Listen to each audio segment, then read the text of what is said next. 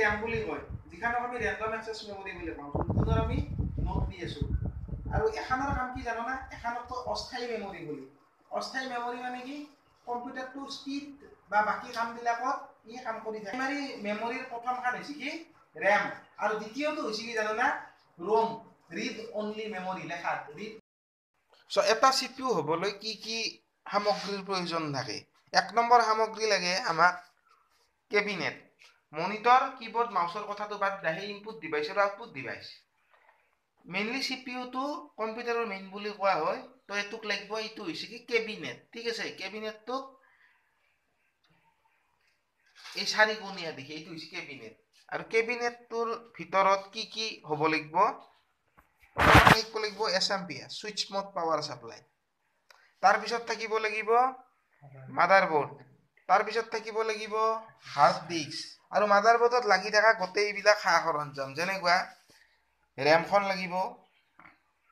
ফেনখন লাগিব ফেনৰ তলত থকা প্ৰচেছৰ যিটো মাদাৰবোৰ্ডত লাগি থাকে সেইটো লাগিব এটা সিমস বেটাৰী বুলি এটা বেটাৰী আছে এইটো উলিয়াব পাৰি মই উলিয়াইও দেখুৱাই দিম এই বস্তুটো লাগিব মানে এইটো মাদাৰবোৰ্ডত লাগিয়ে থাকে তো CPU হ'বলৈ motherboard SMPS hard disk RAM processor fan cabinet এই গোটেইবিলাক লাগিব লগতে যদি তুমি আগতে খুব বেছিকৈ ব্যৱহাৰ হৈছিল আজিকালি তো সব পেন ড্ৰাইভ হেতিয়া হৈ যায় সফটওয়্যাৰৰ কাৰণে যদি কোনোবাই ব্যৱহাৰ কৰে তো এই বস্তুটো লাগিব এইটো হৈছে ডিভিডি ৰাইটাৰ বা ডিভিডি ROM বা CD ROM মানে compact disk read only memory ইয়াতে কেছেট ভৰোৱাৰ কাৰণে জেগা থাকে কেছেট মানে CD ডিস্ক কেছেট ৰিয়েলটিৰ হয় তো এইবিলাক লাগিব তাৰমানে এইটো তাৰমানে এক্সট্ৰা সফটওয়্যাৰ মাৰাৰ কাৰণে ইন্টাৰনেল ডিভাইস কিন্তু থাকিলেও কম্পিউটাৰ চলিব নাথাকিলেও কম্পিউটাৰ চলিব মাত্ৰ সফটওয়্যাৰ মাৰাৰ কাৰণে প্লাস অন্যান্য CD কেছেটৰ পৰা যিকোনো ডাটা লবলৈ এইটো ব্যৱহাৰ কৰা হয় মাদাৰবোৰ্ড জানো না এখন মাদাৰবোৰ্ড বুলি কয় মাদাৰবোৰ্ডক প্ৰথম পাৱাৰ সাপ্লাই কোনি দিয়ে SMPS দিয়ে SMPS প্ৰতিটো সাপ্লাই দিয়ে SMPS হাৰ্ড ডিস্ককো সাপ্লাই দিয়ে SMPS মাদাৰবোৰ্ডকো সাপ্লাই দিয়ে SMPS মাদাৰবোৰ্ডৰ প্ৰতিটো ফাংচনত কি কৰে কাৰেন্ট সাপ্লাই দিয়ে কেবিল বিলাকৰ সহযোগত তো SMPS দি কাৰেন্টটো ইনপুট আউট হয় মানে সৰি কাৰেন্টটো ইনপুট হয় আৰু আউটপুটটো এই সাইডে দি হয় আউটপুটটো কি কৰে DC 12 ভোল্টত হাইয়েস্ট ভোল্ট মাদাৰবোৰ্ড খান চলে মাদাৰবোৰ্ড খানৰ ক'ত ক'ত ফিটিং আছে গোটেইবিলাক চাই ল প্লাস তোমালোকে এইখিনি কৰিছ তাৰত ধৰি নাতেনবা কিয় জানো না তার সিংলি জোট লাগিব কথাটো বুঝি পালা না তো এটা নেক্সট টাইম এসেম্বল করিবা লাগিব কোনে কৰিব তুমি এসেম্বল কৰা তাৰ পিছত একজনে আৰু ডি এসেম্বল কৰিব নেক্সট একজনৰ এসেম্বল কৰিব মনত ৰাখবা কোনে কোনে এসেম্বল কৰিলা কোনে কোনে ডি এসেম্বল কৰিলা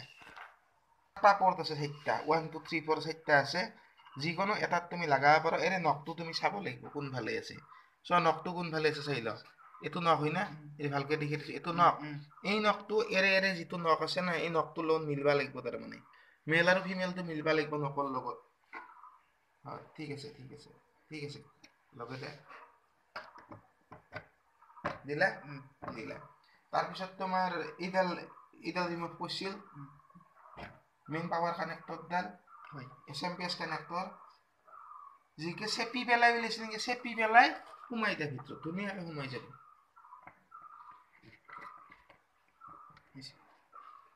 হল এবার 12 ভোল্ট ডাল 12 ভোল্ট এই ডাল 12 ভোল্টেজ এলা প্রসেসরলৈকে ভোল্টেজ যায় তোমার এই যেটো নক আছে নকটো এটো মই হবা লাগিব ক্লিয়ার ন কথা হেনে ৰেম খান কিনকে ফিট কৰিম না ৰেমৰো নক আছে নকটো চাই ল এৰে কোন ফালে নকটো মিলে চাই ল আগতে ৰেম ফিটিং কৰা প্ৰসেসটো মই একবাৰ বুজাই দাও দেচোন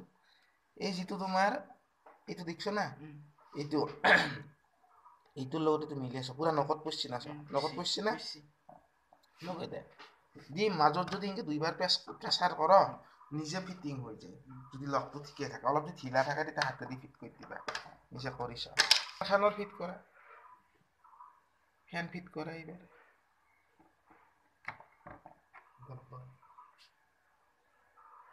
এইডাল এতে হ'ব এতিয়া এই নকটো চাবা এইটো এটলা হৈছে পাৱাৰ আৰু এটলা হৈছে মানে ডাটা ডাটা মানে এটলা ছাটা কেবিল ইয়াৰ দ্বাৰা ডাটাটো ট্ৰান্সফাৰ হয় ইয়াৰ পৰা ইয়ালৈকে ডাটা ট্ৰান্সফাৰ বা ইয়াৰ পৰা ইয়ালৈকে ডাটা ট্ৰান্সফাৰ তো এইডালে কি কৰিব পাৱাৰ দিব কাৰেণ্টটো পাৱাৰ ছাপ্লাইৰ পৰা যায় এইটো চাই ল এইটো এই মুৱাকে আছে তো এইটো কাটা এই চিনটো এইটো মুৱাকে আছে তো তাতে সোমাই দে তো প্ৰতিজনে একবাৰ ডিএসএম্বল কৰা প্লাছ এসেম্বল কৰা ৰেম কোনখান তাৰে ৰেমখান খুলি উইলে দেখ হাতত দাঙি দেখ এখন ৰেম চিনি পালা তুমি জয়ৰ পাই নেক্সট